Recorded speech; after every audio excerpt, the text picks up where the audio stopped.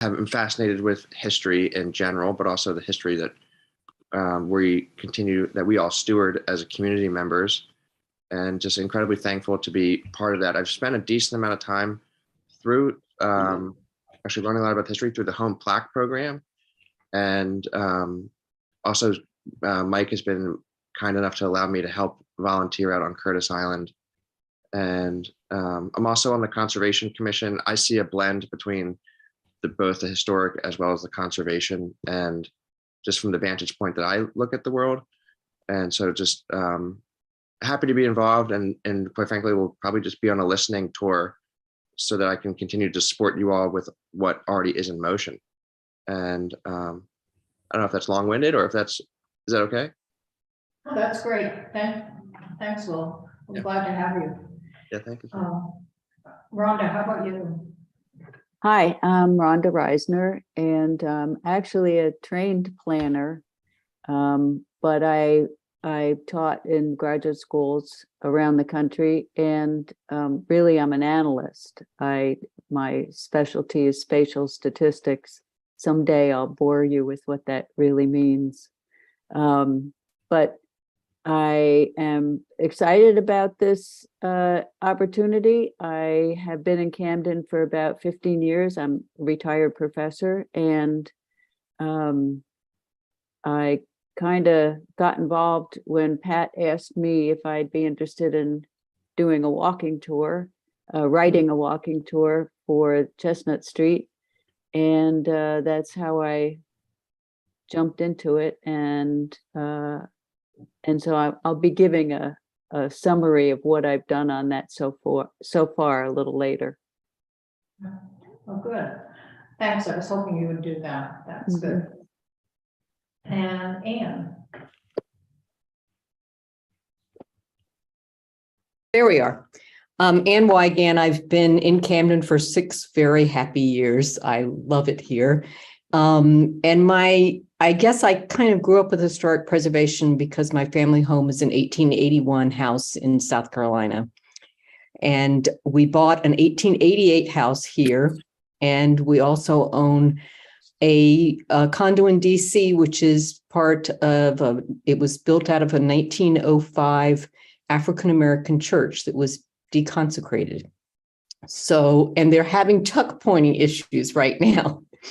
I've been involved before I came here with the restoration of an 1859, 1860 Gothic church in a small town called Abbeville, South Carolina, where we worked very hard to get a national grant and have restored the steeple, the 125-foot tall steeple.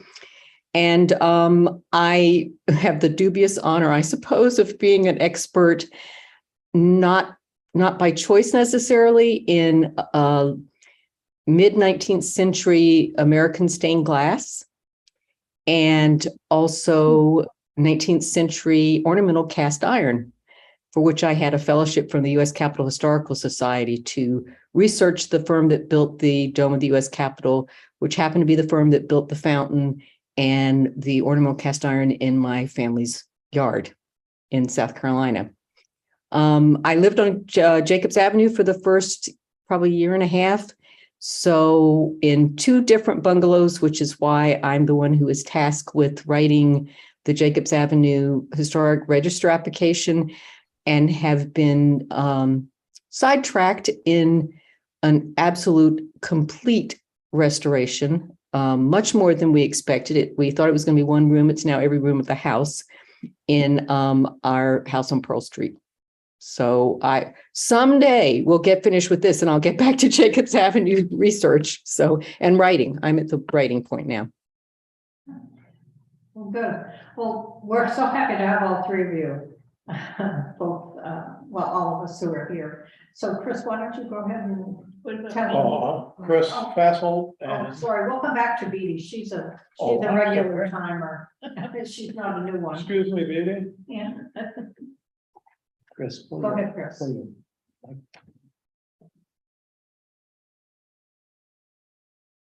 Beatty, why don't you go ahead? Chris is deferring to you.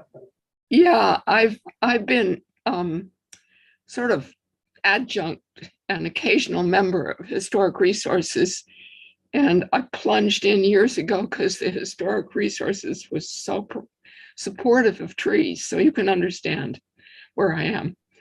It's like the trees are part of the neighborhood. And so this is my most supportive group in the past. Thank you. And I love the way Camden looks. So try to keep what we have. Great. Okay. And then Chris. Chris Bethel, and I finally moved here in the blizzard of '78, and my wife summered here, and her grandmother had a well-known antique shop out on the Belfast Road in an 1805 house. And I am an architect from Ohio, and until the last few years, I've never lived in any house younger than 50 or 60 years. I grew up on a farm, an old farm, and been messing around with buildings and farmhouses and things like that for many years. And Camden's just like the little village that I came from, except it has a river on it, not an ocean. Well, to be on this committee, almost everyone is committed in one way or another to older homes and older buildings. And yeah, and it is. Okay. I'm Rosalie Gosh, and I've lived here in Camden since 1974, and very soon became involved with a group that always wanted to do something to be sure that we didn't lose the beauty of the public spaces that we have. And my husband, in the meantime, who's an architect, was involved with the first so-called Camden Rockport Landmarks Commission, which was involved with the owners of historic houses, documenting the dates of their houses and getting plaques to put on their houses so that they could raise consciousness about the importance of the historic fabric here. And then I went to work when we had a movement to restore the amphitheater and to also treat Harbor Park and the library grounds. And I was part of the independent commission to analyze what needed to be done. And I put together the analysis, which is now, a document, which we used with the landscape architect that we worked with to show exactly what the history was, what the character was of each part of the library landscapes. And finally, we came to a plan that the town accepted, and it was wonderful that those properties have been kept up since, and that was very rewarding to me. But in the meantime, I've been a hanger-on here at the Camden Historic Resources, either as a regular member or as a volunteer. Post office. Oh, well, there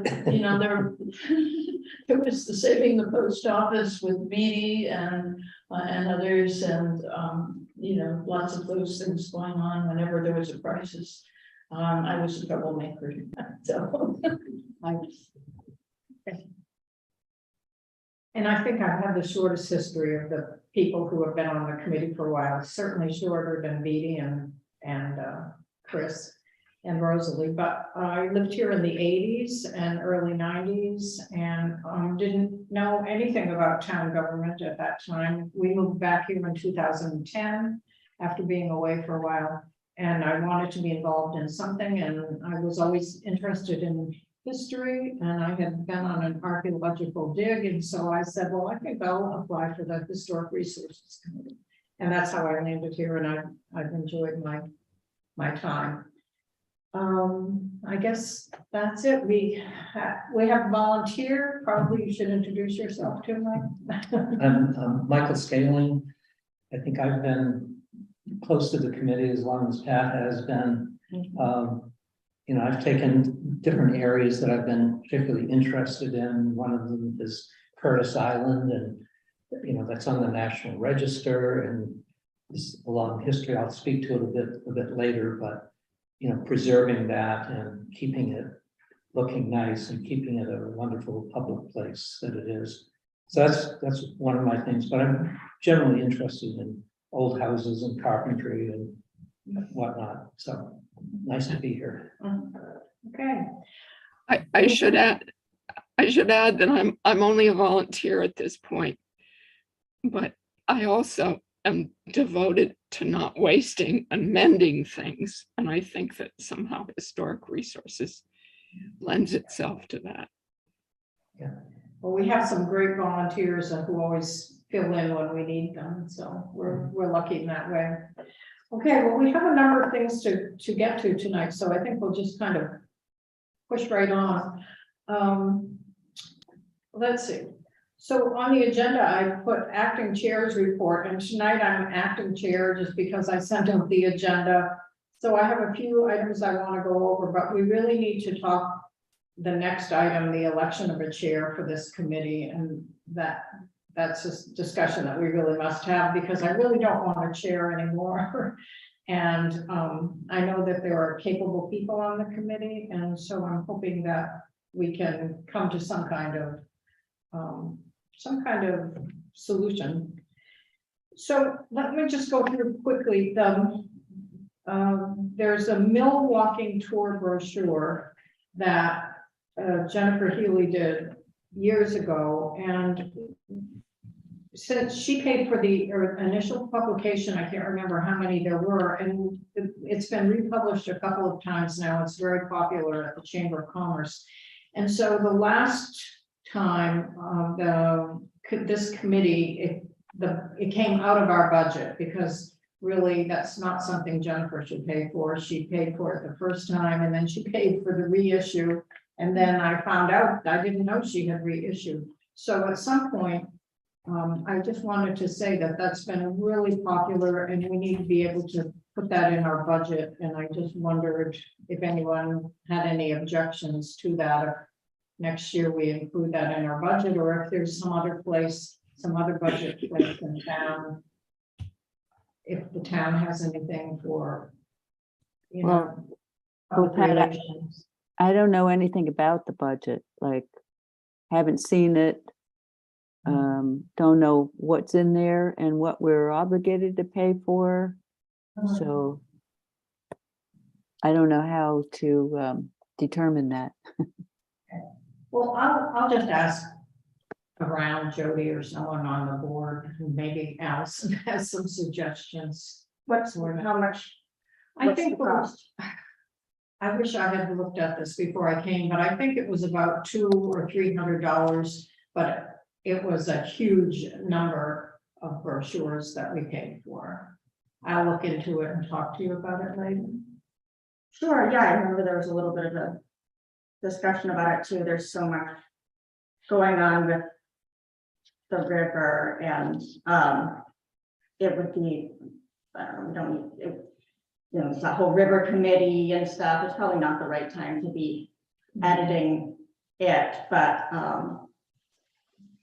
I'm sure it's such a small amount of money. I doubt it would be that controversial, but I don't want to speak for. Right. I mean, when the town pays for things to be published as a promotional type of thing, I don't know, there's a certain amount of process that has to happen. I know for years they've said no to newsletters because it was too expensive. I'm always pushing to do newsletters, but we could bring it up with Audra and see what the best path forward is in terms of committees and budgets and Yeah. You know, how that whole process. Yeah, I think it's definitely worthwhile. I think we just need to find a way to finance it or Mhm. brainstorm where the money could come from.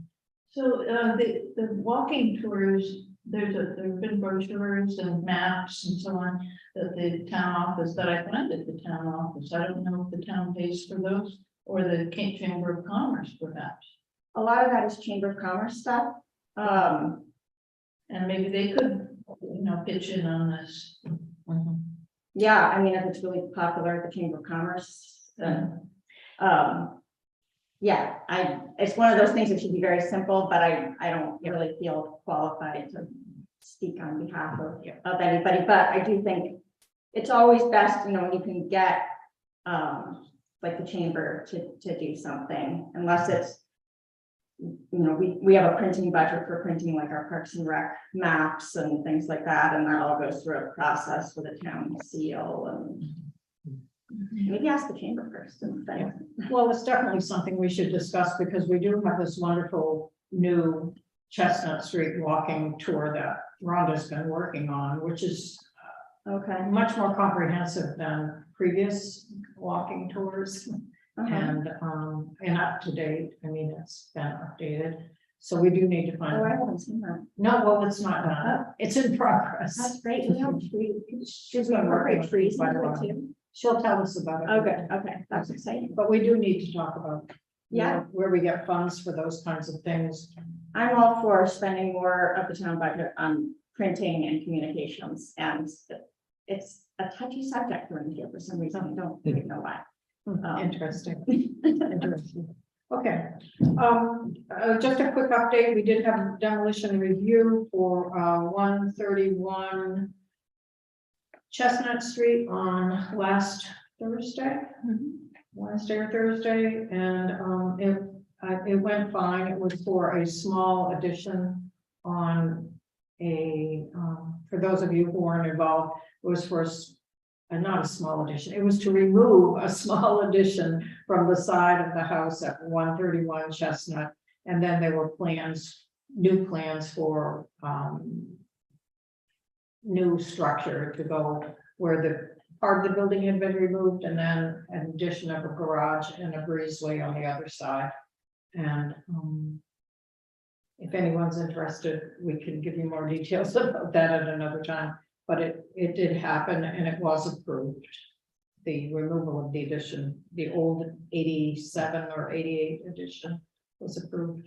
So, when we did a demolition review the last time, did you wrote up what our discussion generally had been and what our conclusion was?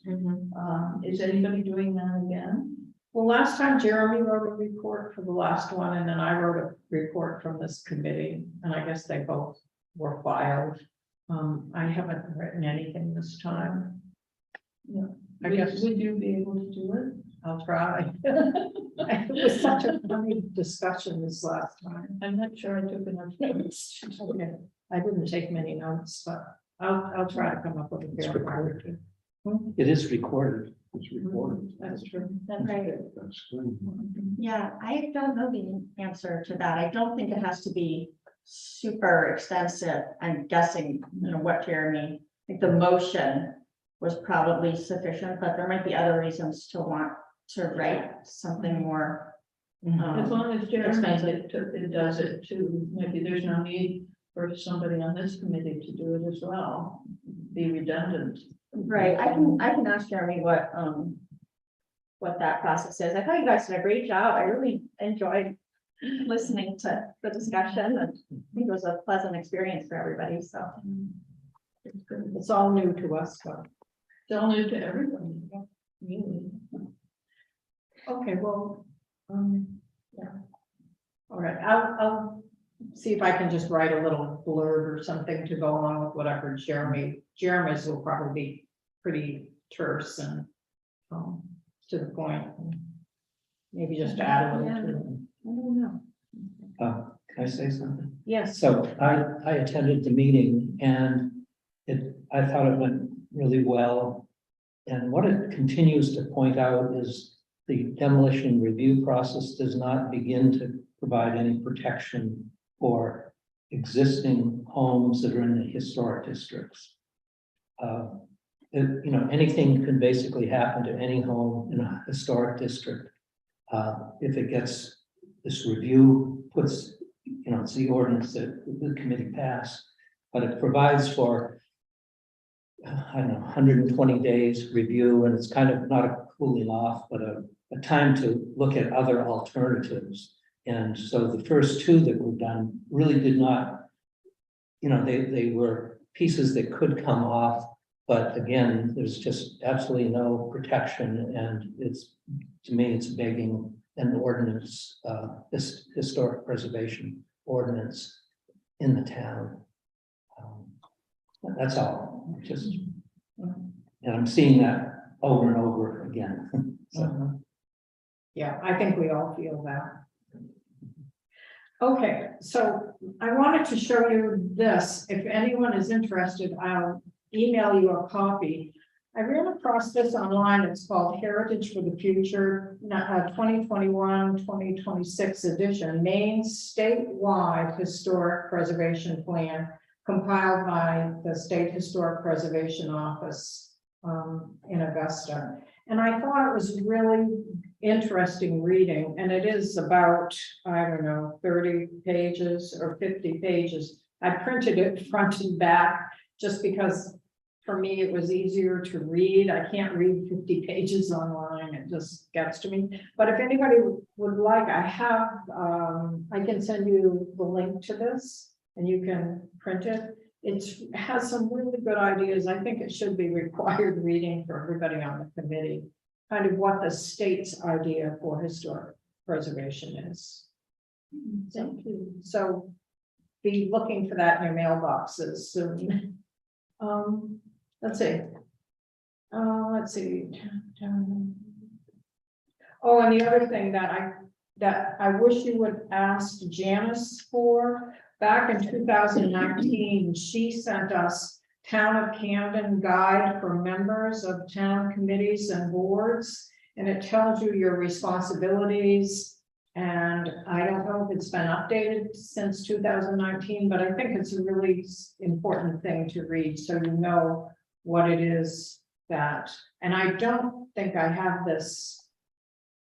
I don't think I have this to send to you. I think we have to ask Janice, and maybe it's been updated too. I'll ask Janice if she'll send it to each of you. How's that? So be looking for those two things in your mailbox. That's okay. Thank you. That's it. And I think I sent you the updated copy of the Historic Resources Committee contact information sheet already, but if you didn't get it, let me know. So that's it. That's all I have for the chair's report.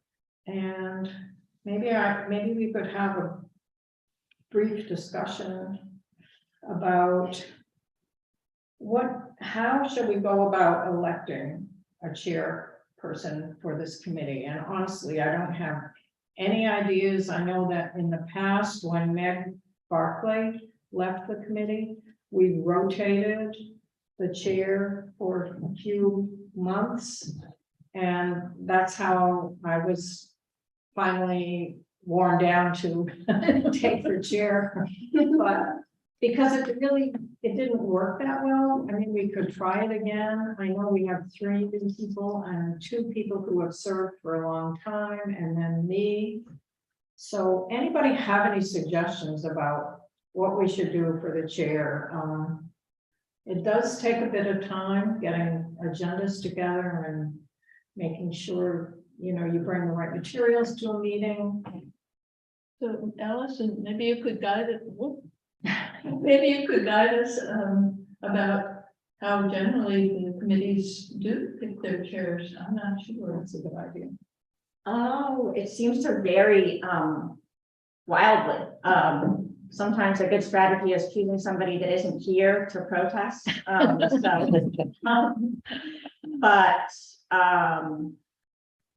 I mean, those basically this way, it seems like in every committee where nobody really wants to do it because it is kind of a lot of work. But it can really be however much work you want it to be. I think that, Pat sets the bar really high. And so it makes it like in a good, that's a compliment, not a, you're just to maintain a very high level of organizing things and the topics and covering a lot. It's only, you only have to get done what is feasible with the group, and you can always, you elect a new chair every year, and if somebody comes along who begins to emerge as like a really clear choice for chair, that can always be changed. So really, it should just be somebody offering up, being willing to, to take on the responsibility. I know I don't want to be chair of the select board for many of the same reasons that people don't step up to be chair of the committee. So I just start by asking if anybody's willing to do it. Before we go there, Pat can do a lot of coaching of a new person Right. who would take it on, and so I don't think you need to feel like you'd be alone, and not just Pat, but Rosalie and Chris and anyone. That's true. And so it's a joint effort in a lot of ways. Right.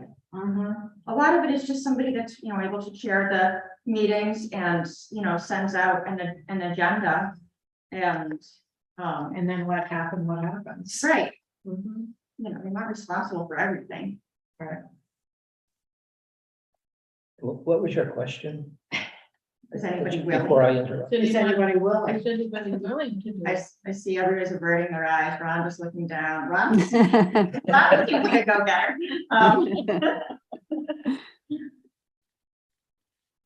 If that doesn't work, we'll draw straws. Oh, boy. Who isn't here? Unfortunately, we have. Will's been my go-to lately for if we need somebody to do something, then we will ask you to do it. Okay, we'll come back to that. Oh, he's unmuting himself. That's a good sign. Have I been nominated? Yeah. Yes. And Yes. seconded. Does anyone, I don't want to step on anyone's toes, would anyone like to be the chair? No. We'd Okay. like you to be the chair. Incapable. I'm happy to assume that role. Oh, good. That would be wonderful. Oh, that's great. Thank you. And Pat will coach you. Very Yeah, I'd be glad to help any way I can. Thank you, Will. Of course, thank you for nominating me. You can always say it was the COVID talking. Exactly. I have a fever. And it doesn't have to be forever. You can do it for a year and see how it goes and pass it on. Does it have to be, we don't have to really elect? No. I think you should, Yeah, yeah. we should elect. Oh, okay. Well, Somebody should nominate. I nominate Will to be our chair. Second. All those in favor?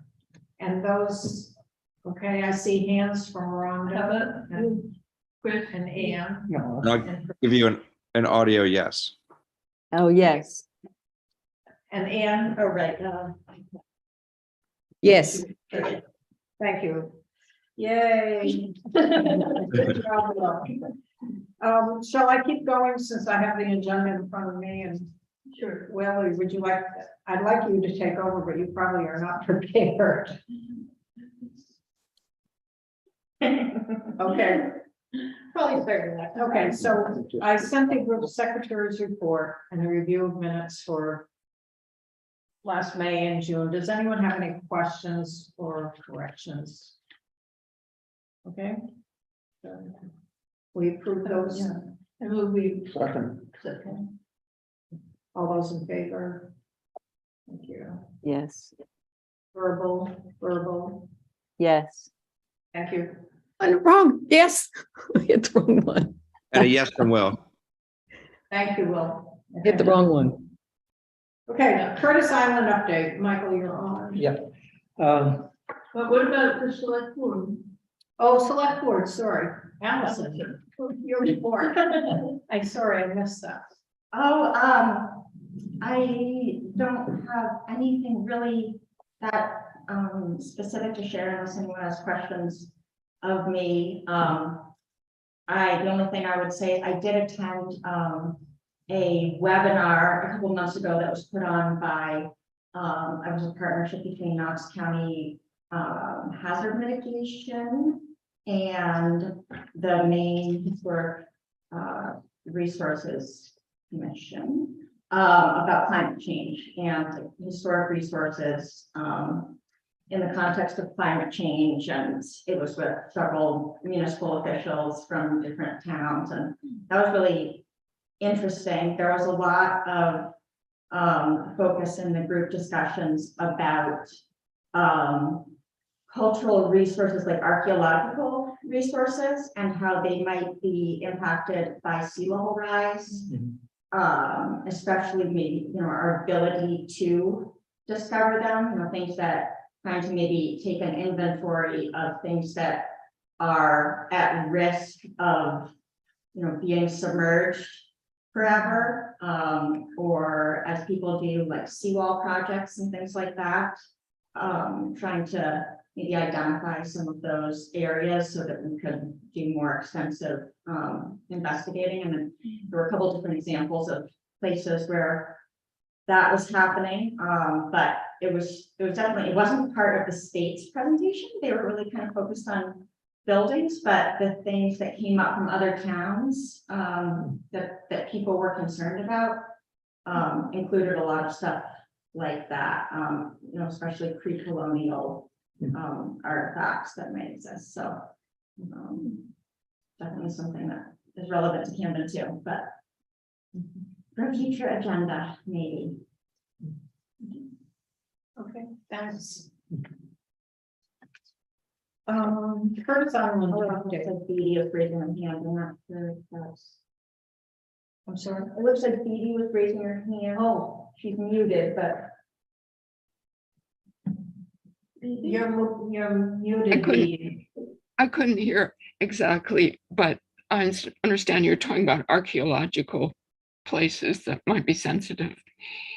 And I don't think there's any way we can do anything about it, but there obviously were Native American sites in this cove, but there's no record of where they were unless one happened to look for them. And I think it's too developed to really do anything about.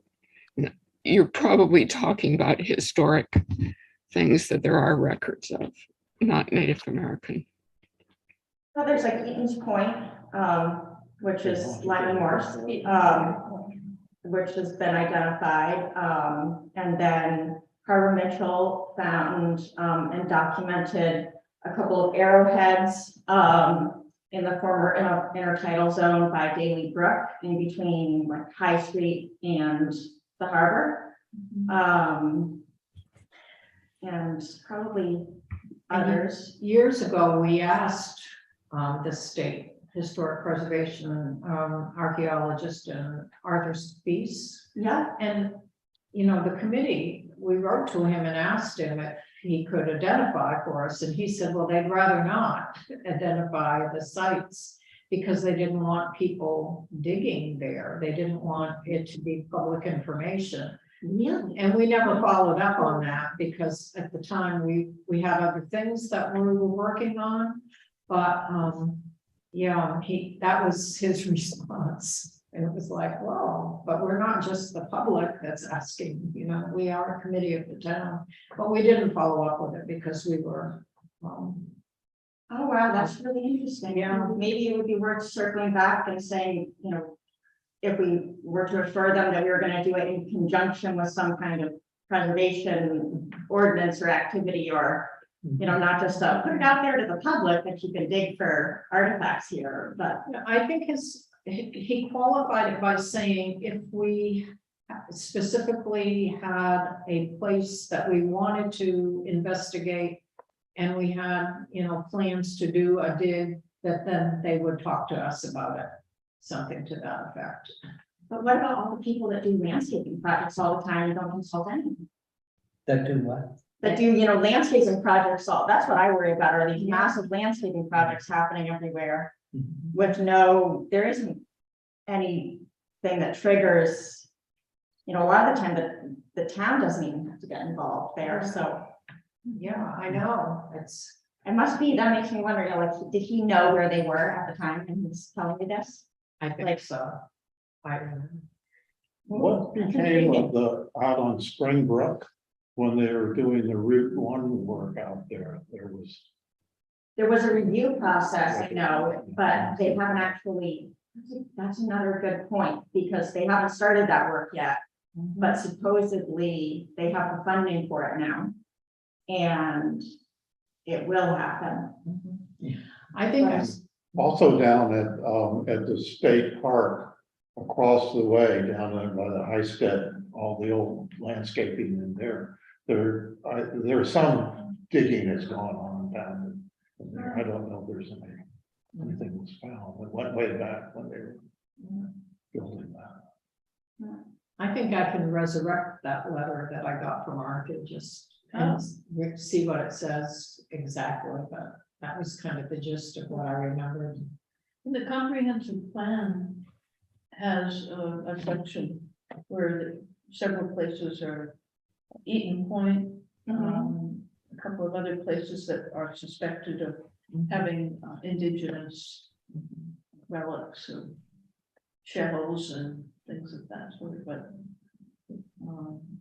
doesn't go into much detail. Right. They gave us a map once that showed some shaded areas that might be possible sites. Which was basically everywhere near the water. So that's, you know, no, they're circling back with the comprehensive plan. It does say in there that, you know, one of the town goals is to do an inventory. And that was also something that we discussed, with the, and it actually identifies both the Historic Resources Committee and the Conservation Commission as potential committees that would sort of be involved in that. And so when I was going over with the select board, what, you know, there was support to have committees work on there for the Conservation Commission, that was mentioned.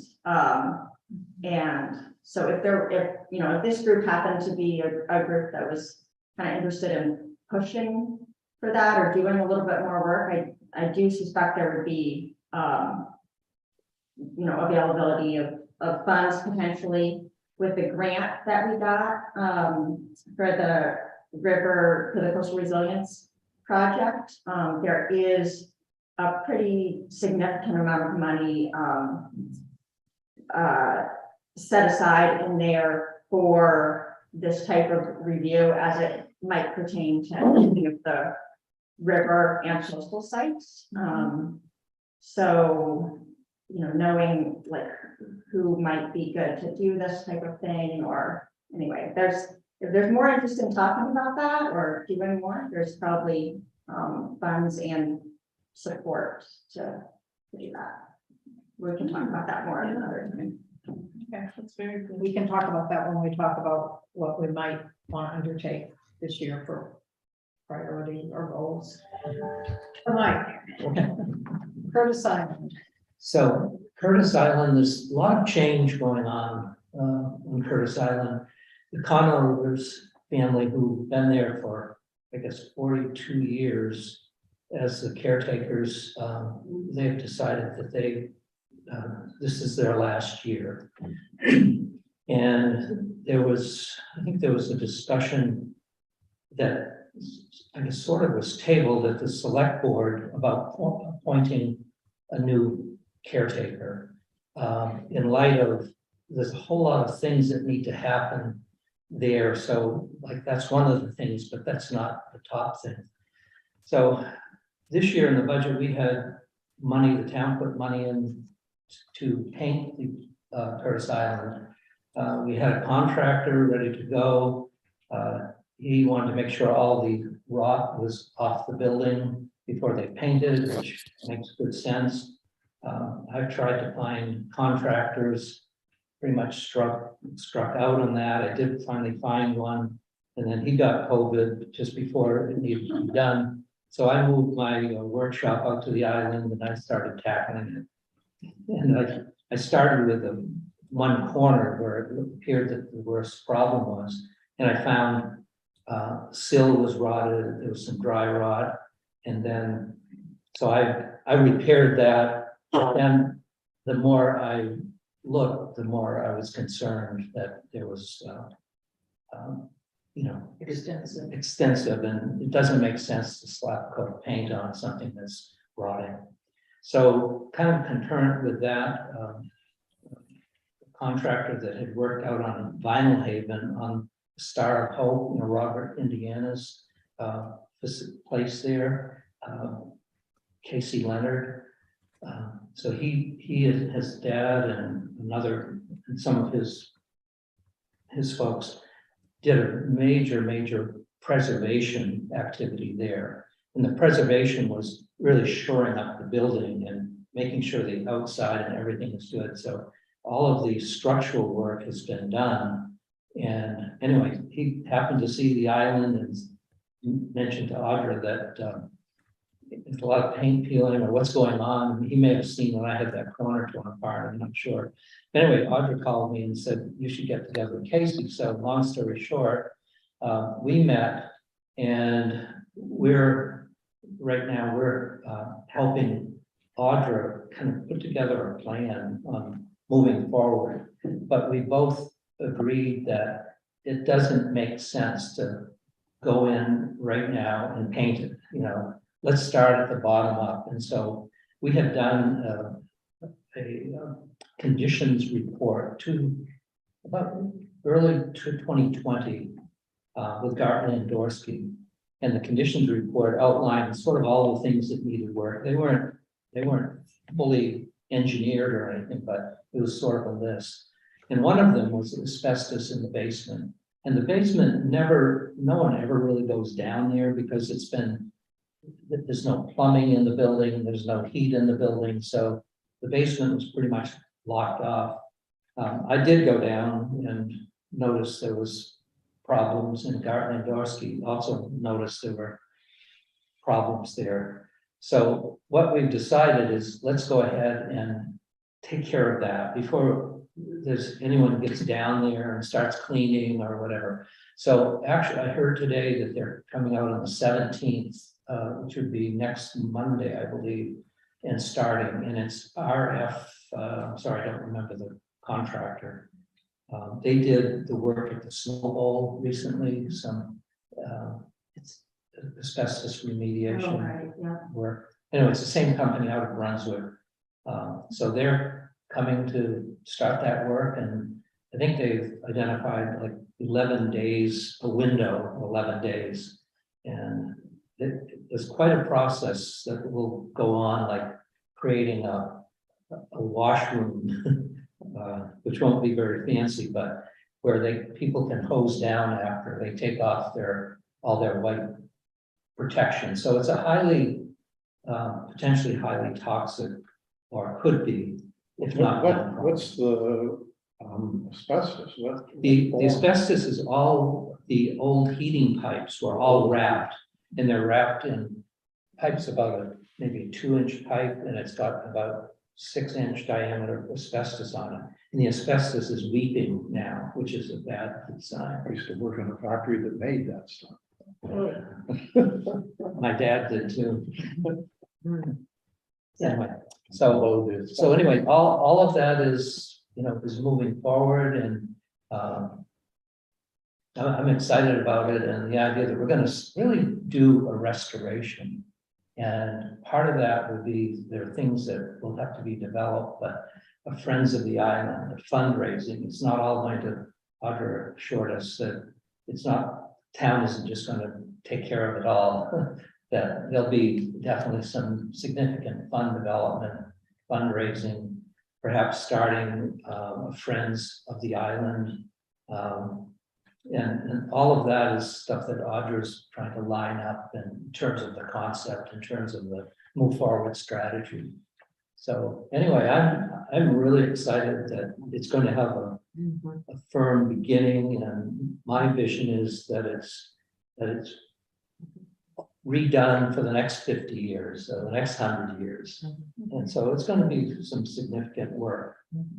And I think, I think I just wanted to thank this committee for, 2 years ago, bringing Gartley and Dorsey in to do the assessment, because now there's,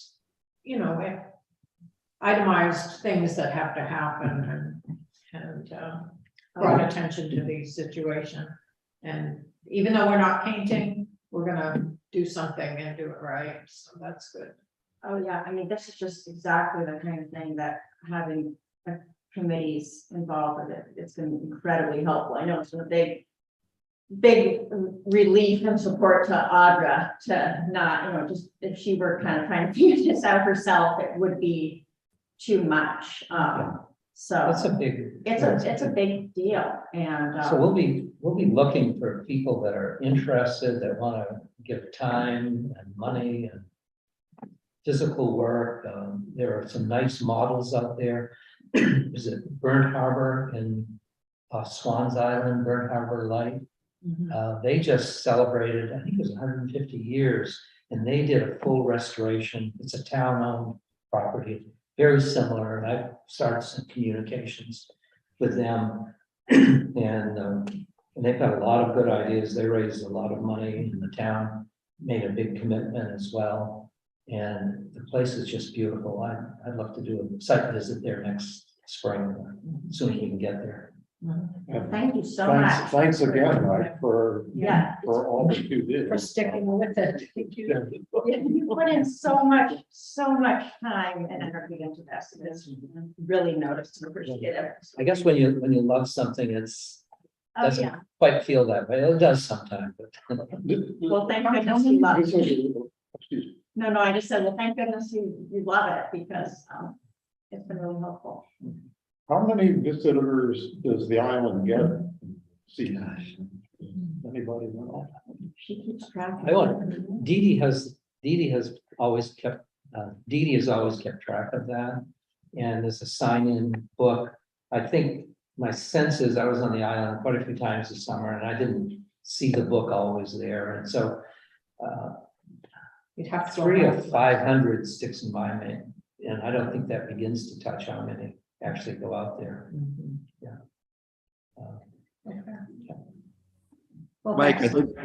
I think we should make you the honorary lighthouse keeper. Thanks, Will. That's really quite okay. Okay, we are moving on. Rhonda, would you like to tell us about the walking tour? And I actually, I'm gonna pass around here the draft copy that you gave me earlier this summer, and I know you've come along a lot farther along than this. It is, I have worked on it a bit since you saw it. And at the end there, I had just a list of possible other houses to include. So please excuse the draft status of it. So about, I guess it was the summer of 2020, Pat came to me and asked me if I'd be interested in putting together a walking tour for Chestnut Street. And she gave me the National Historic, or the National Register of Historic Places.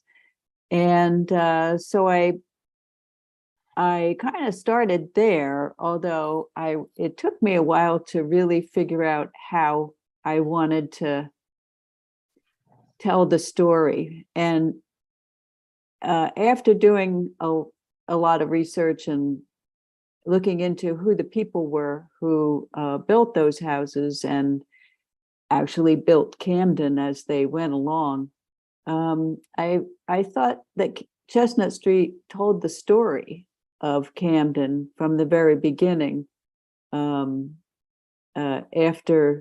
1791, when we were incorporated, and on into the Gilded Age, was reflected by the type of houses and the architecture. So the National Register is a lot of architecture, and I didn't want it to be just that.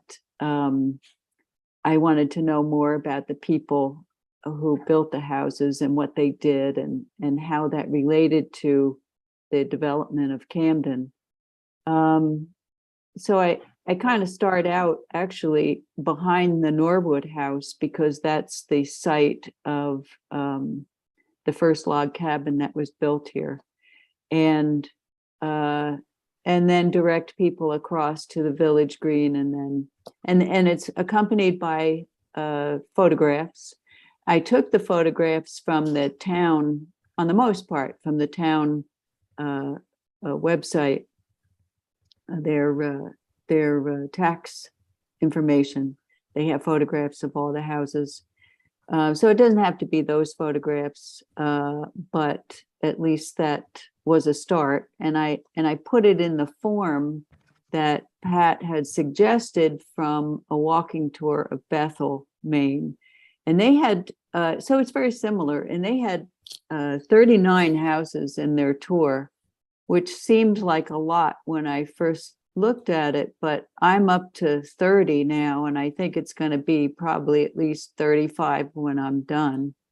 Because the people will be directed to go just up, starting on Chestnut by the Village Green, and then just a visit up on Wood Street, and then continuing on up Chestnut up to the Osier Hill, and then so the end part I don't have completely done, but my plan is to direct them down to the lighthouse lookout and back on Bayview. I did a little write-up on the yacht club since then, which I don't think is in that draft.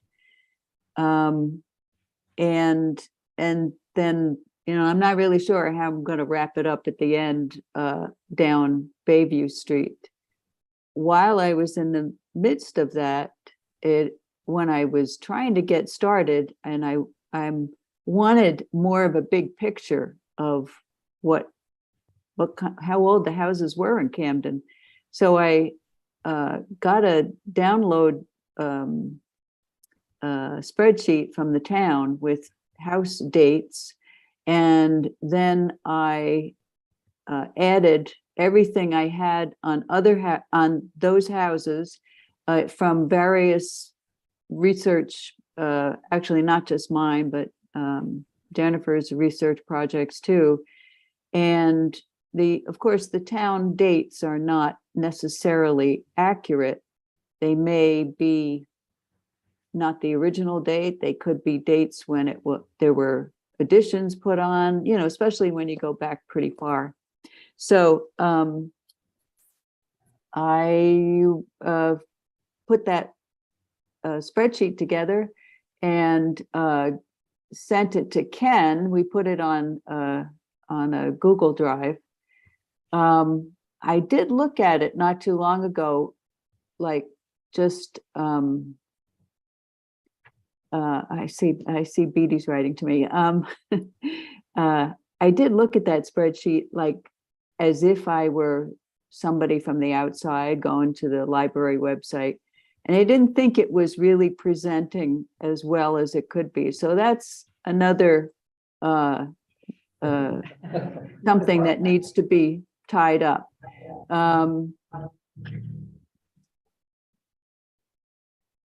Okay. You were laughing, I don't know.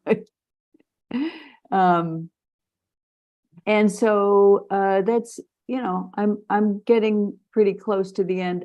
I was interested in our discussion about pamphlets and budgets, because it has occurred to me that if we put this thing together, just how we're going to do that and how it will be paid for and what form you want it in. So if Pat, did you pass around some copies? Yes, I just have one copy. I'm passing it around. Okay. Well, I'm not in Camden right at the moment, but I will get copies to the committee, and so we can think about how we want to present it. Let's see. The only other thing is the map in the front has to be put together with house numbers, and I did have a few surprises, and and some really interesting stories about people. And one interesting point that I don't think I elaborated on in the write-up, but 97 Chestnut is, I think, for about 40 years, Edna St. Vincent Millay's uncle lived there, according to the census. Now, he never owned it, but the census shows that he and his wife lived there. And the obit for St. Vincent's mother says that she died at 97 Chestnut. So even though, I don't think that the family was living together, apparently she spent time in that house. So that was kind of interesting. And I thought, well, we should definitely put something in there about the Malays, because they're pretty well known and they have a connection to Camden. The Barrett Thorndike house is said to be built in 1795, I think. Yes. And the write-up in the National Register says that it was built for Ephraim Barrett's daughter when she got married. Well, that can't be true, because she wasn't born until 1822 and probably didn't get married until 1840, say. So I think that's probably he built that house, and then she was given it at later on after she was married. So I don't know. You'll have a look at it and see. I of course I want any kind of feedback, errors corrected, any suggestions, because it's not close to completion quite yet. I just want to say that Rhonda has dug so deeply into some of these and come up with so many interesting facts about the people who live there, that she's as bad as Anne and I. When we get digging, you just can't stop. And No. I was interested when you said 97 was Edna St. Vincent Millay's uncle owned it, because I coerced Rhonda, or I don't know if I coerced her, but I regaled her with the story of how Rural Robinson, when he first was hired in 1885 as the principal of the high school, lived at 96 Chestnut with Reverend Crawford and his 3 children and his wife, until he got himself an apartment. And so anyway, I think she's going to put that in. But anyway, I just this is all just to say that she's done a lot of, in the last 2 years, digging and finding interesting stories of people and not just architecture. So anyway, I think it'll be good. I used to live at 95. I own 90, but Well, let's put that in there too. the house next to the Baptist church, which is Allen Agency, Yeah. that was the Millay house. That was her. She lived there. Right, that's what I was gonna say too, that was the apartment that they moved into for quite some time after being over on the other side of town. I can't wait to read over this. But she never lived there. Yes. She was given that house, but she never lived there, according to what I read. Yeah. 40 Chestnut Street that she lived in, definitely. Yeah. Well, thank you, Rhonda. We'll look forward to seeing the finished product, and we'll figure out how to finance this. I just wanted to add one more thing, that not about the walking tour, but I also, as Pat said, you kind of get sucked into these things. But I was helping Ken date some old photographs and looking at deeds to see, well, when did that house exist? If it suddenly appears in a photograph, or it was missing from a photograph. And Allison, I just wanted to say that's how I got on the Ezra Bramhall track. And I have a lot of data, and I think we need to talk about him at some point. I'd like to put it all together. What's that? I have a whole file sort of things that I didn't include in my, when I wrote something about him. But yeah, I'm sure we could talk about a lot of things. I'm just like you, I go down the rabbit hole and can't stop on all this stuff. So I'm looking forward to reading over your brochure. Okay. Well, speaking of Bramhall, do you know anything about the Bramhall School? There was a school called the Bramhall School. It was an old district school. No, okay. Well, Here, yeah, if you run across something, let me know. I will, okay. I think I read it somewhere, but I don't know where it is. Okay, Yeah. well, I'm on a mission, but that's another story of another day. Okay, thank you so much, Rhonda. I'm You're welcome. excited about that. Mike, you've been working on the Great Fire District sign for so long, and I think people are probably tired of looking at drafts of it, but I sent out another draft of the Great Fire District sign. And would you like to talk about it at all and So ask for suggestions? Yeah, please one. So I've had some feedback. Pat and I went through it, we put it aside maybe 6 months ago. We pulled it out again a few weeks ago, made some edits, and I think I put the edits in this copy. Gave it to Ken. Ken made some edits and they're not in here yet, he suggested. And so it's going to be something like this, and the question is the format that we're going to display it in and the location for display. We were moving, last we talked, we were going to put it on the bridge facing upstream, just have it sort of there. People could look at it because that's where people stand around and they're looking over. Then I thought when the state redoes that bridge at some point, maybe there could be a little balcony out there. Anyway, dreams go a long way. So, but then the bridge is actually, if you look at the bridge, it's on an angle. I mean, it's not that iron rail around the bridge is going uphill or downhill, uphill like this.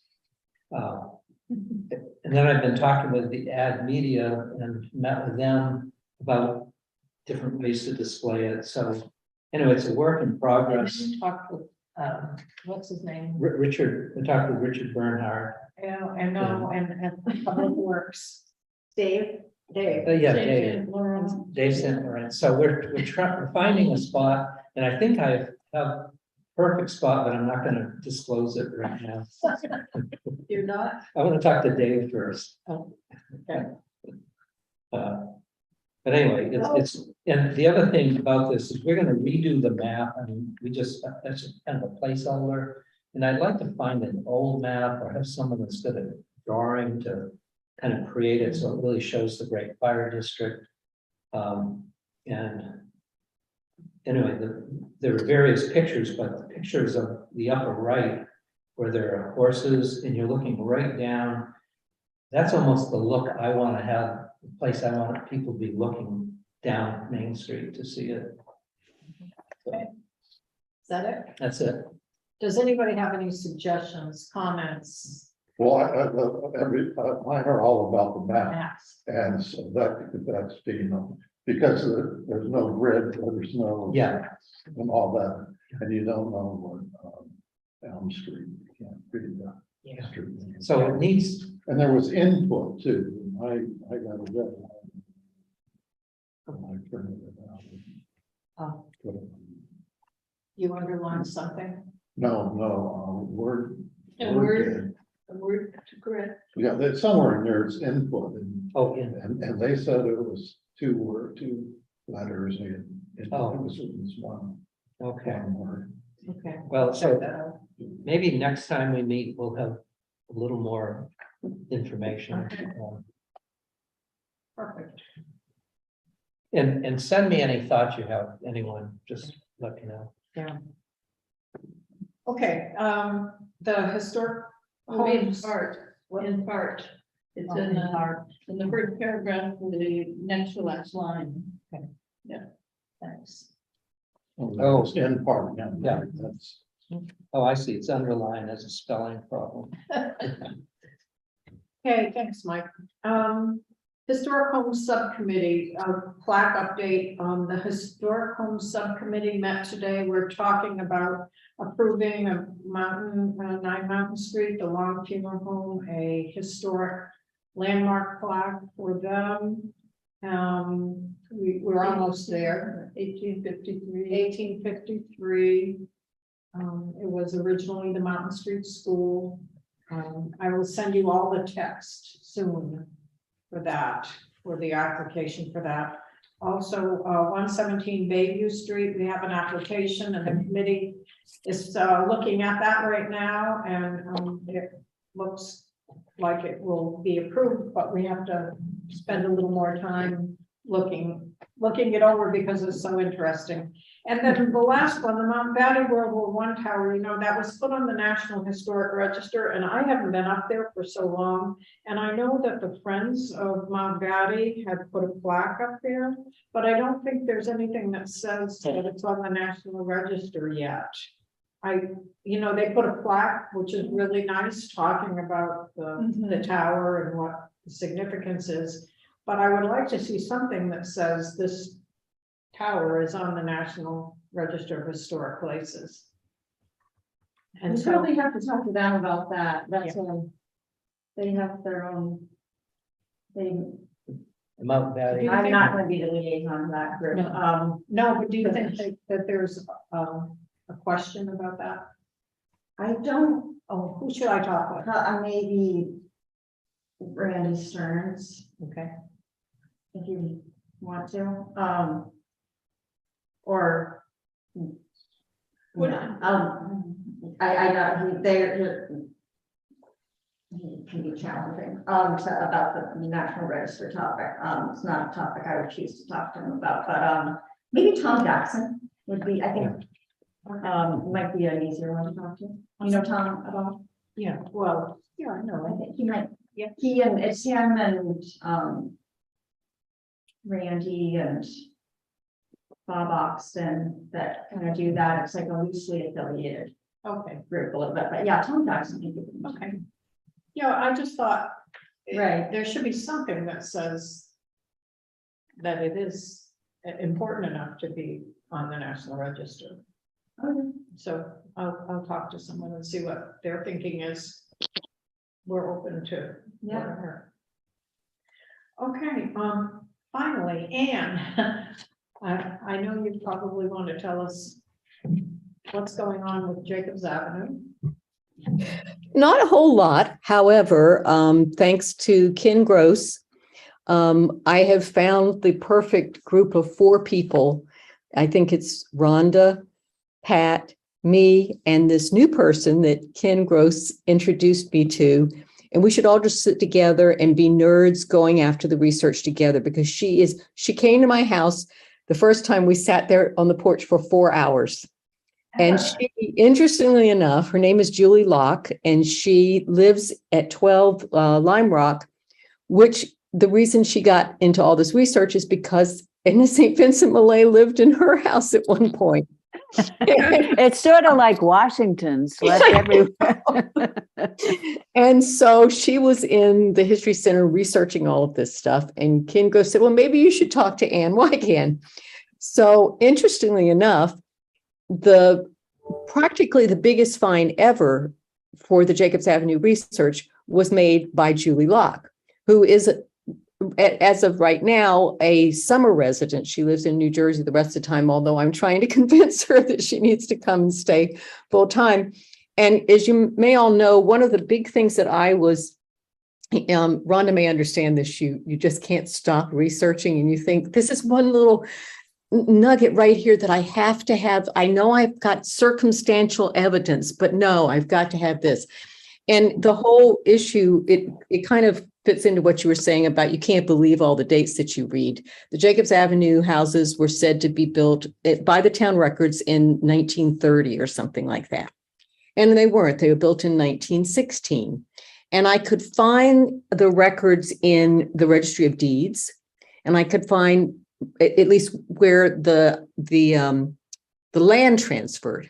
I could find in wills where the dissolution of the company that built them was going on, and there was a lot of arguing going on. So they had to say what had been then there when. I could find them in the tax books. Remember, Pat, it seems like ages ago, we went and stood in that little room and went through all the tax records, where I could see in this year, it was just land. And in this year, they were taxed on houses. And what threw me off was that I knew the land was bought in September, or it might have been the month before. And in September, I want to say Rittenhouse was tasked with making a plot, dividing the land into these 10 lots or 12 lots on which 10 houses were going to be built.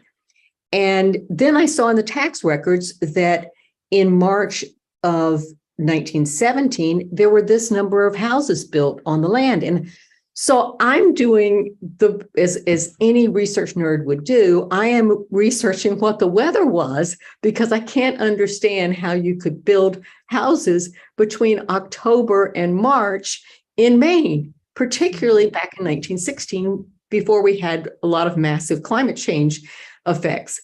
So what Julie found for me was just a little write-up in the October 13, 1916 Camden Herald.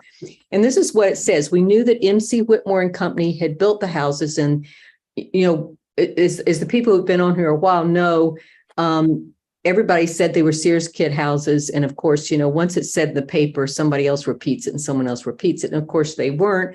They were built by MC Whitmore and Company. So this October 13, 1916 newspaper segment says MC Whitmore and Company are to erect 4 houses near Belmont Avenue. Work has already begun on the cellars and will be finished rapidly while the good weather lasts. I had found that October had been good weather that year. The houses will be bungalow style with modern conveniences and will be sold on easy terms or rented. And I had found through my deed research that they had not, there were names on the various houses, but I couldn't find that they had ever bought those houses. So these were the people that had rented them. This is evidence that, yes, there was good weather in October 1916, and they got started in October 1916. And by the time they got taxed, at least 4 houses were built by March of 1917. So this is absolute, you know, proof, because the newspapers can be inaccurate, but there's not a lot of place for inaccuracy in this. They weren't making a huge statement.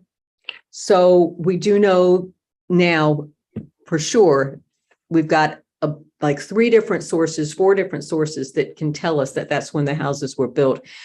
What that made me do was then go off and look at the names that were on the houses when they were sold, which was more in like 1922, and try and figure out who those people were, because they obviously were the people who rented the houses. The houses stayed in the hands of the Whitmore and Ingraham families, who were the partners in MC Whitmore and Company, until they were sold in the early 1920s. And so doing that, and thankfully that the Camden Herald, a lot of it is online now, doing that, I was able to find where these different people in like 1920 gave a birthday party at 14 Jacobs Avenue. And so I could recognize that these people were renters, and then I could look up and see what their professions were. So it just all started putting more things together. And unfortunately, my life kind of has, I won't say unraveled. It's unraveled in bad ways and good ways, such that, you know, finding knob and tube wiring that was live and stuck into insulation in the house, when you thought you were just repairing where a bathtub was leaking, has kind of consumed our lives. And I will be gone, as Pat knows, for a good portion of the winter, because both of my daughters are having babies 2 weeks and 5 days apart.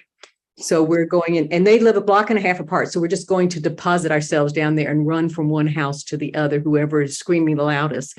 So, but I'm going to take all my stuff with me to try and get working on getting more of this written up. And just want everybody to know that research never ends. And so, Rhonda, if you see something about Jacobs Avenue, I want to hear about it. So, and if you have something that you are researching or looking for, just shoot me a line, because Julie was looking for something totally different. And she knew that I was looking at Jacobs Avenue, and she saw this and said, oh, Anne would want to know this. So Is Julie interested in doing a little research?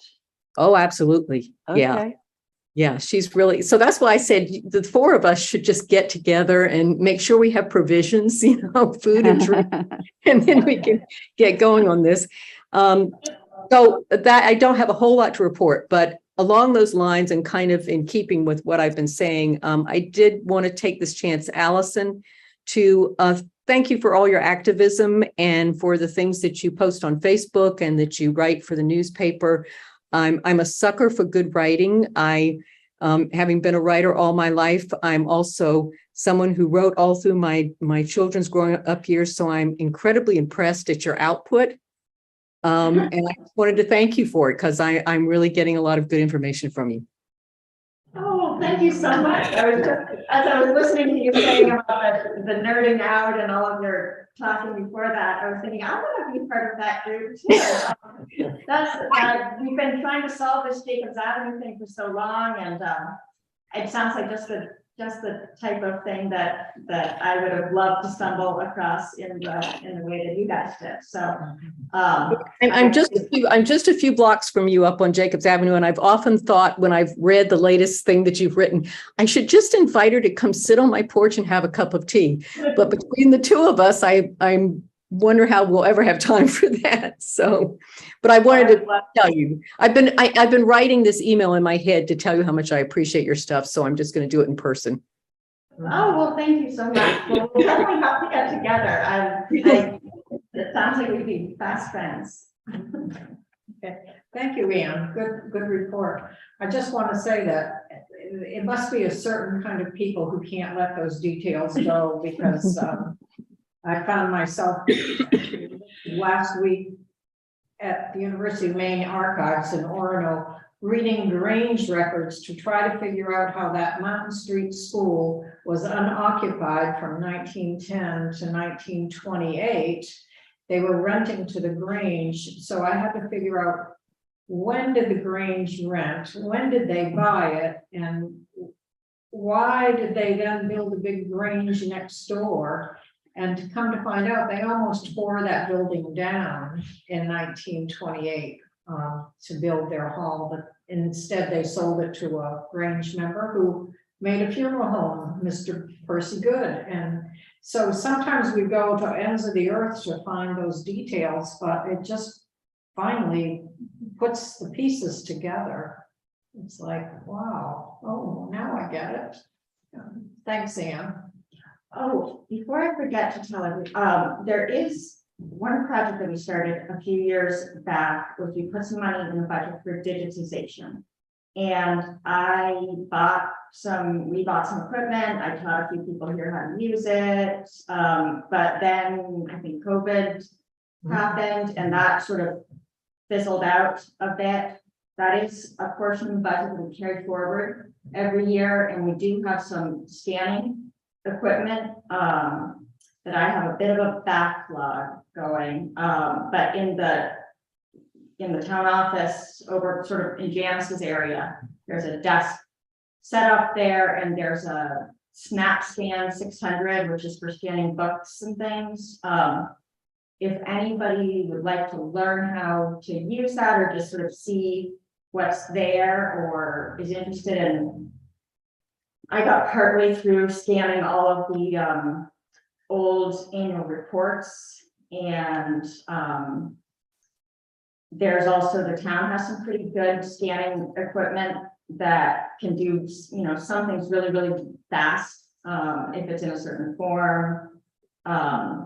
Anyway, there's a bunch there and there's also a folder online that I created called Camden Digitization in Progress, which is basically everything I've ever found, and I put it in this folder. So if anybody would be interested in kind of seeing what I've done so far and contributing to that, or just having access to it, I can send everybody the links, but there's also some money available. One of the things that I did was I went to the New England Historical and Genealogical Society, which is where the original, all of the records from the 20 associates ended up there after, what's his name, Pierce, who was the clerk for the 20 associates. He ran off with all, basically stole all of the records. And so they've ended up at the Historical and Genealogical Society. I took pictures of like everything that I could when I was there.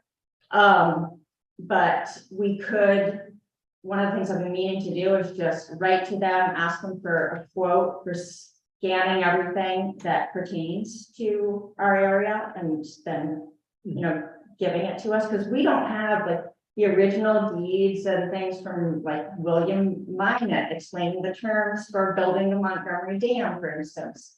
All of that stuff. I had to go there I kept asking and asking and asking here, and we didn't have the records. And so I went there and I read all this stuff. But it's, you know, some of the most basic, you know, initial records from the area are not present here. So anyway, that is a topic that should be maybe picked up again. And if anybody's Allison, where did you say they were? the New England Historical and Genealogical Society in Boston. So if one wanted to look at the town reports that have been digitized, how do you access them? In that folder that you mentioned? Yes, yep. And yeah, I'll send them. And then I've also, so we have the town has multiple copies of all of the reports. And so I took, for everyone that we have, like, you know, multiple hard copies. Some of them haven't been digitized. And so I got Mark Wallach, who takes all these amazing pictures. He cut them all up for me so that they can be scanned through the really fast scanner that we have. And I've gotten partway through them, but I could, you know, there's this whole, you can see there's a sort of a piles of things over in the town office, Are they but searchable by topics? some of the ones I've done are keyword searchable. And then I also did all of the select board minutes from you know, I think I have like the 1920s and 30s and 40s. And those are in, you know, different documents. So there's a bunch of stuff. Some of there's town meeting records that are all handwritten. I did the original book of roads. Wow.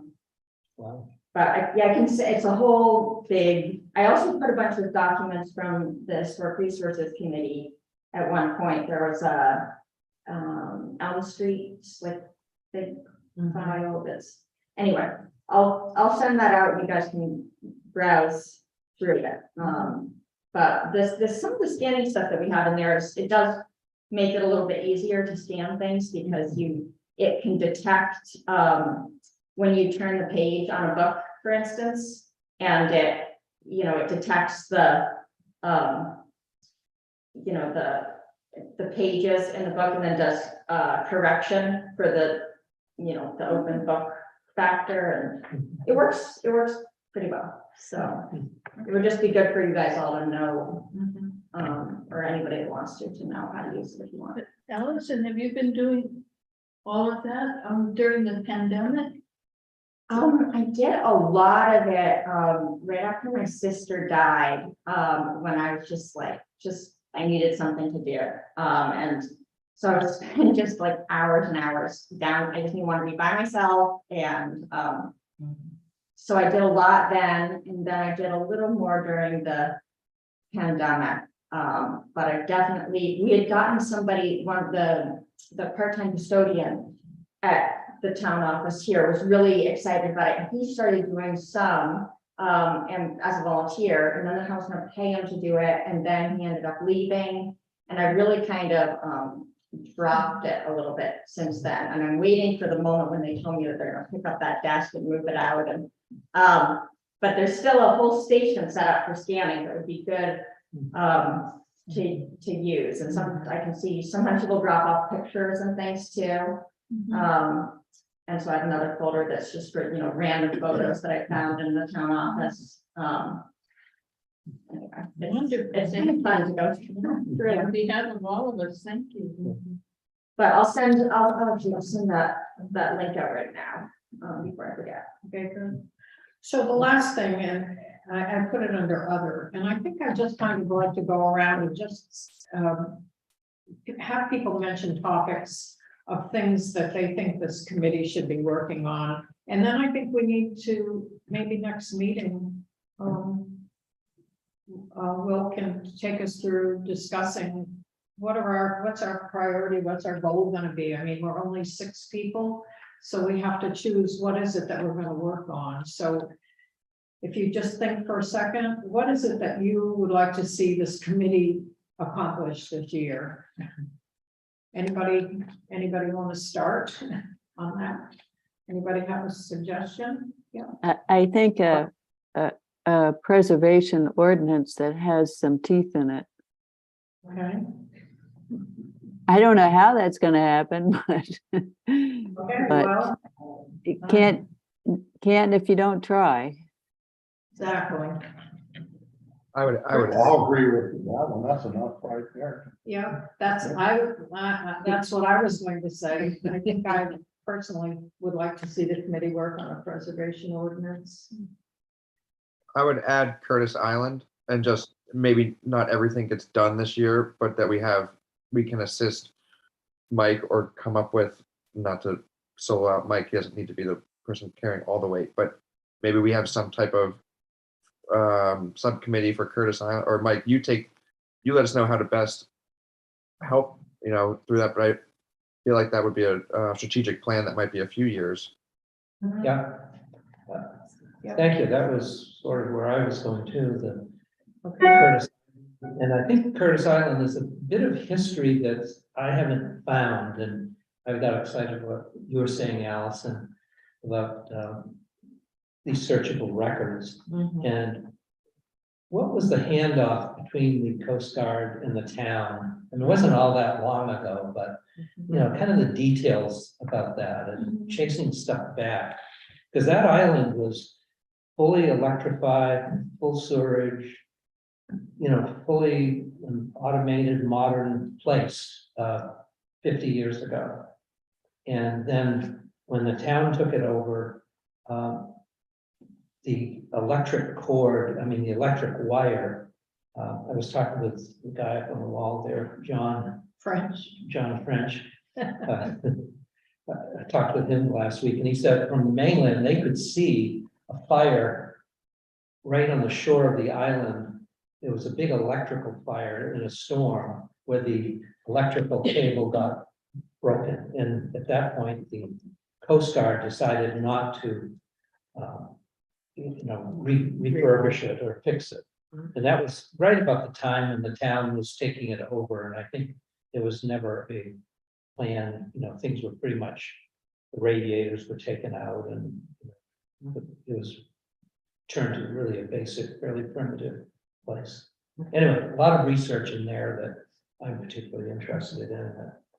I think will need to happen if we go out asking people for money, telling a story about it, getting materials and all of that. So, Will, I look forward to working with you on that. Likewise, thank you for including me. And I think on that island path, you probably have stepped on it too, but I think I've discovered that electrical wire. Discovered what? He thinks he discovered the electrical wire. Oh, yeah, it's there, it's visible. Yeah.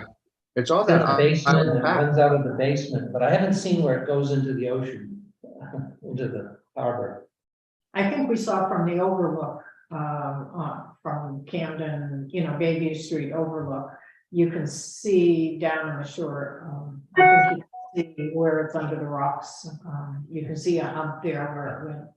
John French thought that's where it terminated on the mainland, Okay. near the overlook. Yeah, if you go to the overlook, just scan the shore and I think you can see. At low tide, you under can see Did you see, are you aware of the couple boxes of Curtis Island stuff that is over at that desk that I was just talking about for scanning? Is it stuff that Dee Dee gave you? Yes, yep. So there's like I'm happy to show you anytime, but that's one of the things I've not gotten to see. But there's, yeah, 1 or 2 boxes full of stuff. Okay. So Anne, what would you make for a suggestion for the committee to tackle? This is a totally unformulated idea. But one of the things I've found in doing the work on our house is that people are woefully unaware of the importance of the architectural elements on their houses. And they're really unaware that there is an architecture to their house, and it's repeated quite a lot in town, which makes it part of the essence and the substance of this town. They aren't aware that there's history, like my house sits next to the house that was built by the brother-in-law of the guy who built our house. And so I know when they stripped all the architectural ornaments off of our house to put aluminum siding on in the 1970s, and when we took it off and found the places where you could see those corbels and brackets were, that I can look at my next door neighbor's house and replicate those so that my house can start looking like it did when it was built. And I'm just wondering, as a historic resources committee, if we could work on some resources that might be able to help people. It might just be very small to begin with, some pictures of houses so they can identify that, oh, wow, my house is Italian, not farmhouse, and my house is like these houses. So, or give them also examples of houses that looked this way and were restored to look this way. There's a lot of money in this town. There's a lot of people who come in and buy houses and can afford to do this, and they don't even know where to start. And sometimes, I have a very strong feeling that it's the structure itself, it's the outside of it that you really, really need to maintain historically correct. And I have actually had, we had just a little bit of original molding in our house, and I've had the other molding around the windows and doors redone to replicate that. But I think that it's very important that you make the inside livable. I think the inside is what changes through the ages, so that you make the inside many times fit for the age that you were in. But I think that people think restoration as this big all-encompassing thing, and they say, I'm not going to live in a house that has a kitchen from 1888. I'm not going to go out and buy these expensive appliances that look like that. And I hear this talking to people, and I'm like, it doesn't have to be that way. So I think if there was a way for us to be able to give some examples, and just, I don't know if it's through Allison writing a great article in the newspaper and a series of articles about these are the houses of Camden and things that people have done with them to bring them back, is what I feel like I want to bring my house back to what it was in 1888 on the outside, and show how it contributes to the whole history and legacy of this town. Well, I think that's educational pieces of. I think Excellent Chris suggestion. has pretty much done that before, hasn't he? He's done an article. Well, I think, I know he's done some. yeah, well, my husband did a lot. He's not able to now. But this committee had a wonderful educational displays in the picker room. Oh, I'm thinking about Curtis Island. This was before you came, when the town took over from the Coast Guard. Oh, The light.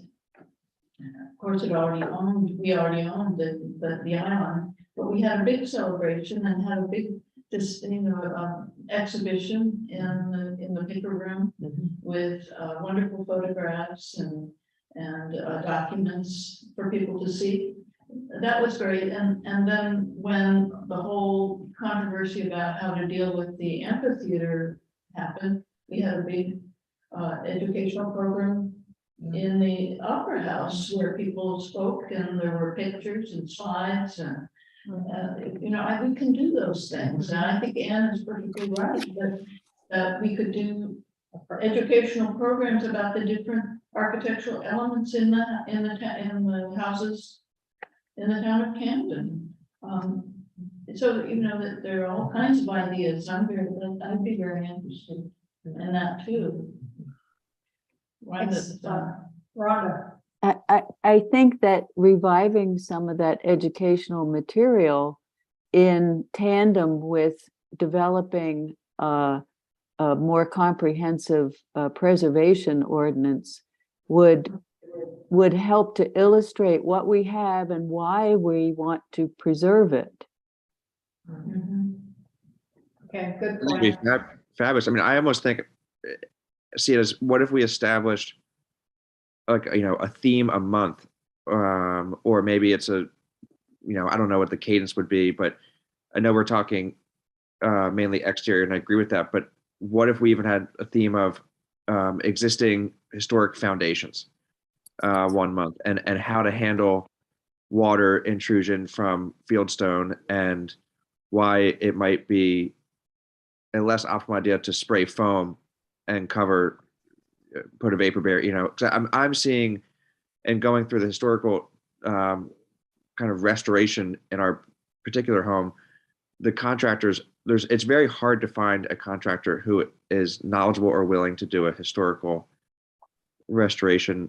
And so I do believe it is, and Anne, you point out, it's a challenge for a number of people who come into properties to understand, even if they are knowing of the historical relevance, is the first part, is how to maintain that in a standard of living or style of living that people intend to heat their homes today, or the appearance of their homes. I think that'd be a really fabulous idea. Okay, well, we can just explore this at the next meeting too. Allison, did you want to add to that? Yeah, and just trying to think about what I'm supposed to be doing as a liaison here. And because we're trying to do a better job of coordinating between committees and the town and the select board, making sure that when committees put effort into things, that it's something that isn't going to be squashed later by the select board, or but then I do think there's also a lot of opportunity for committees to do things, or for just small groups of people to do things that don't necessarily need or benefit from the official endorsement of the town of Camden. And so how you might be able to kind of harness enthusiasm for some of these things, even if it's not going to be, I think I'd be hard pressed to go back to the select board and say, well, we want to identify as a top priority for the town to teach people about their foundations, or to do this or that, but it doesn't. Just trying to think about a framework for how we cannot stifle things. But in the Conservation Commission, one of the things we've been talking about is there can be subcommittees and sort of loosely affiliated groups also that are connected to the Conservation Commission, like these the tree group, for instance. They're allowed, the tree people are allowed, they don't have to ask the town permission to meet, they don't have to keep minutes if they don't want to, they can get some stuff done on the side, and then they have somebody that comes to the Conservation Commission meetings and coordinates. So maybe there's some opportunity to do things like that with this committee as well, so that, especially for people, like Mike and Beatty, who are super valuable, but don't necessarily want to be, officially on the committee. So that's not, I'm not saying anything concrete, but just wanting to keep in mind how we might like delineate, like, this is an official historic resources committee action that is gonna be on the priorities list that the town approves and blah, blah, blah. And then also allowing energy for these other things. Coordinating with real estate agents is something that has long been like a hope of mine, because you see so often people come, they move here, and even, you know, even people who would be inclined to be supportive of, you know, historic preservation, or, you know, we're seeing stormwater problems or all kinds of things. Their first point of contact is a real estate agent and then contractors, and that's where they're kind of getting all their information from.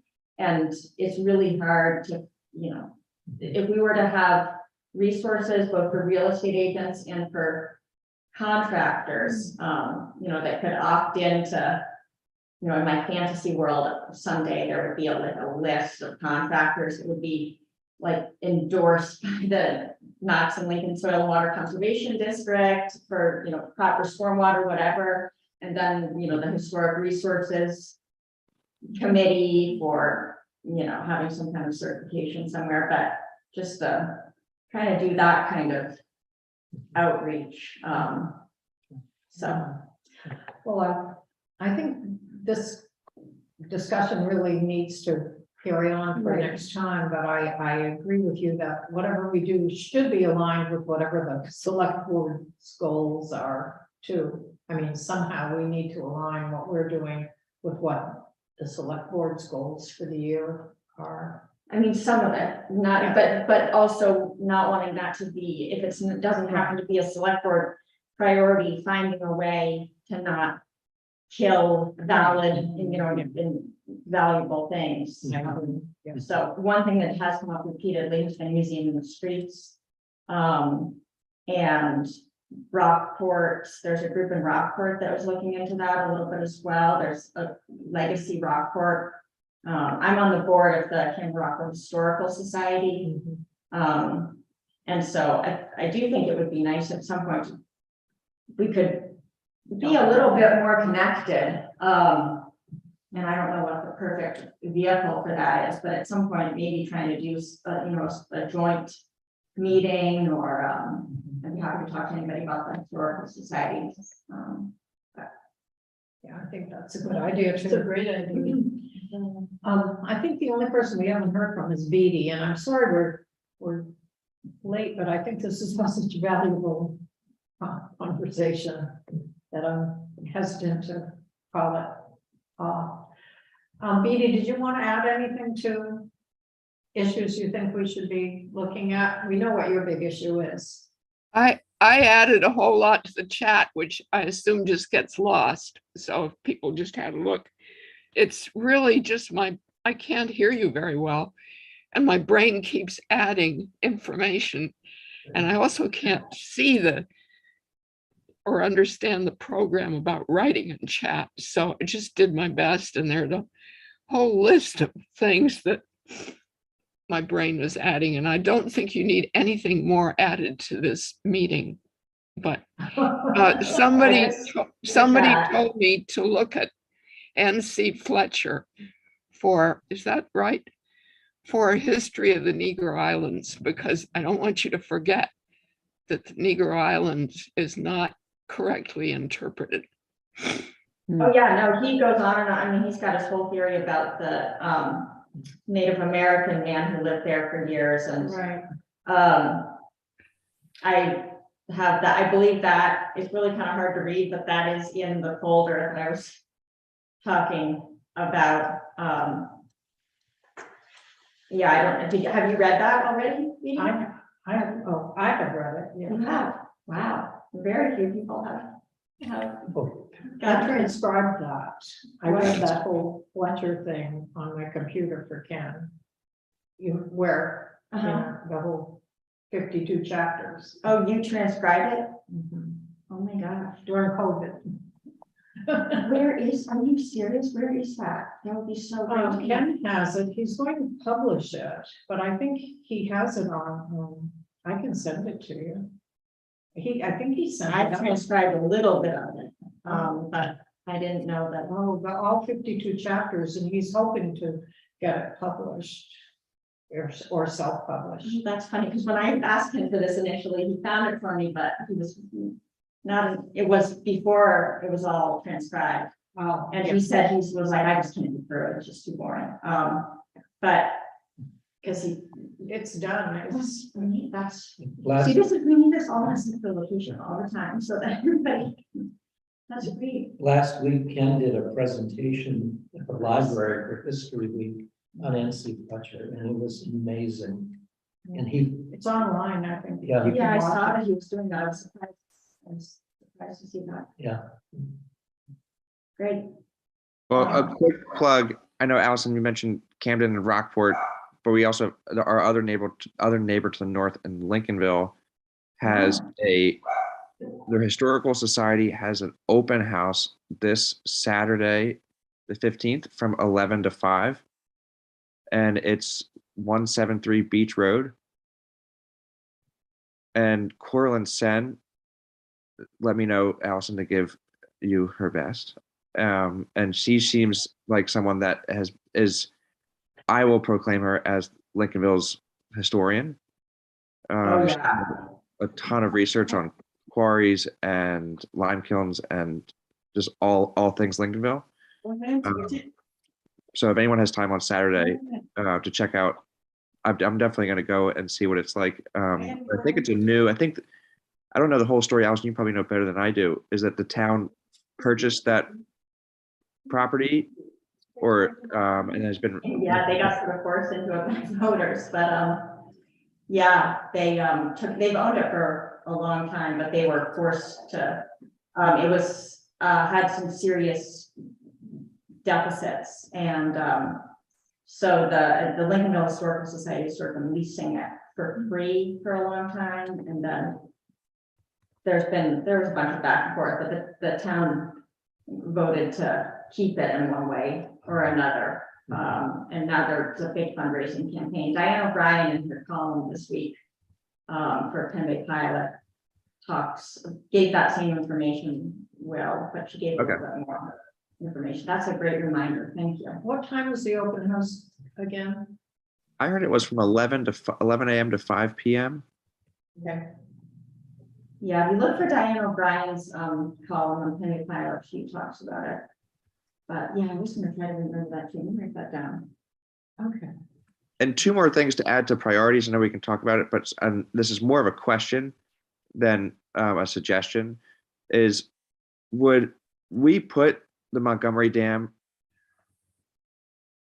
and my hopeful of having an Olmsted plaque somewhere around there at some point, whether or not the dam exists or not, but just would the historic resources,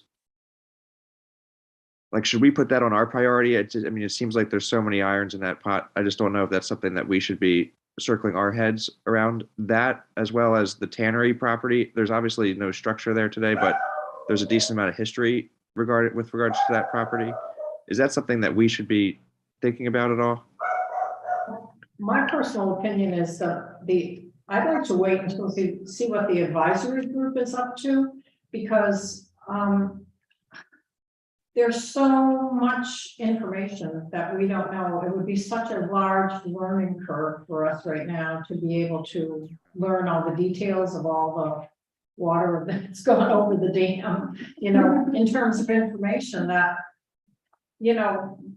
I've stayed out of it for that reason, hoping that, eventually we would kind of culminate into some kind of a consensus. And I don't know, for this committee, I personally would not want to get too involved in the dam until I hear what the advisory group has to say. I don't know how other people feel about it. So Makes sense. we have written a letter to the trustees and to the select board right before the pandemic, I think it was, or maybe during the pandemic, to say that the committee, just so far, would hope that whatever decision was made that would protect the character of Harbor Park and the genius of the design of the pathways around Harbor Park. And as best they could, the seawalls and so on. So that we've made that statement because preservation of the historic fabric of the town is one of our goals. When we got into all of the structural issues and the environmental issues around the dams, and not just that dam, but the other dams and the river, it seemed like it was not as much our purview as looking out for the other town-owned properties. You know, and when you think that there's the Curtis Island, there's Yacht Club, there's the Opera Right. House, there's all of the library properties. I mean, all of these things. We've always worked with the stewards of the properties that the town owns, just to provide what we can when needed. And since the pandemic, of course, everything has to be reestablished that way. You know, as we're back into sort of not normality, I guess we wouldn't say, but you know, it's certainly more normality than during the pandemic when we didn't do anything. Right. We do That have makes- a child waiting at home. Yeah, I think it's, But there will be lots more opportunity to talk about that. I think there's a lot of the history that hasn't really been well told necessarily for many of the dams, and it's not I think it would be wise to let a little bit more information come from the advisory committee. They're supposed to be coming up with kind of a list of questions. You know, what are the questions that the community has about all of these things? What kind of process does the community want? But then there'll be also, you know, it's kind of a broad view. There's going to be a bunch of stuff that's more focused on, site specific questions. There's Main Street Bridge stuff. There's all kinds of opportunity to weigh in there. The tannery property can. I don't know if you want to make it over or not, but it's always fun to try to tell the story of these things in places a little bit better. The Riverwalk master plan includes eventually, hopefully educational signage along the whole thing. And there's some of that really doesn't have to wait, actually. Like you've got the Seabright Riverwalk part, and you can have a section that shows the dam, and then below, which is the natural part of the river. There's all kinds of opportunity for telling the story of the town a little bit better. Thanks. I think it might be well for us to, all of us, to reread what our duties are under the ordinance. Because we are asked to do like this, and this, and then some of the things we're discussing today, right now, fit into that. And maybe there are some things where we haven't been doing that we ought to be doing, or else change the ordinance. That's a great point. That might be worth looking at. Yeah. Whether we should change the ordinance. and actually we have to realize we can't do it all, but we can do what we can do. And that's why it would be good to continue this discussion and say, well, what is it that we really want to focus on? Really need to thank you all for your perseverance. So Chris has a comment. Oh, I have to put my truth in. Regardless of what the outcome or the demise of Montgomery Dam is, it can still be put on the historical registry. And it should be, and we should, and this is my personal preferences, and where I do always a lot of studying, is technology, history of technology, and especially site work and major excavations and all that, and the foundations of buildings and things like that. And whether the dam gets taken down or not, it's still a wonderful bit of construction, and it should be acknowledged in history. Rockport for us all. Sure, there's a Seabright Dam, an East Dam, the West. Well, Dam, yeah, and then we have to work on. There's a great story for them, for all of them. Well, I think there was 21 dams at some point, right? They More identified than like that. 21 opportunities for dams, I think. But we'll have to, I have to like tell myself off, because Yeah, this is we've good. got- I like this topic too much, but my son is going to not eat dinner if I don't go back now. Thank you, everyone, for perseverance. I said about We'll try not to myself. go so long in the future, right, Will? Yes, thank you very much for nominating. Okay, thanks. We'll stay in front.